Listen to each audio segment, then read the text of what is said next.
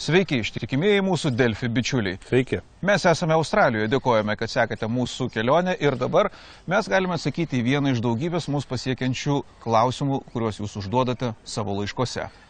Kaip keliauja australai, kaip jie gyvena laukinėje gamtoje, kaip jie greitai įsikūrė, jeigu užklumpa nepalankios oro sąlygos ir panašiai. Mes atsakysime jums į šį klausimą, parodydami tiesiogiai, kaip tai daroma. Jie važinėja visokiais automobiliais ir dažniausiai ant stogo turi kažkokį sudedamą namą. Ant stogo dėl to, kad reikia būti atsargiam, saugotis gyvačių, kengūrų, varlių ir vorų. Nes jie visi gyvena apačioje. Viršui saugu. Štai mes pabandysime pasiekti palapinės statymo rekordą. Labai greitai pasiruošime miegui, kadangi saulė jau leidžiasi. Turime chronometrą ir dabar paspausime 0,0. Tai kai mes čia laiko prasidėjo. Viskas. Martynai lipi ant stogo.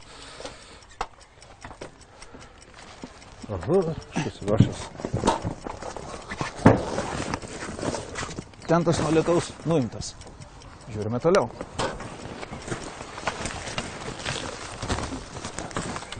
Lengvų rankos mostelėjimų yra atlenkiama palapinė.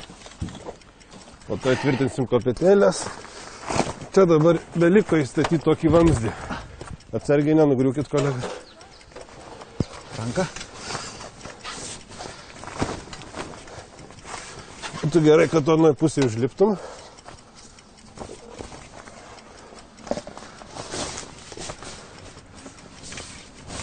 Ir tą vamzdį reikia kišti štai čia, į tokį dėklą. Gerai, aš pasieksiu visi.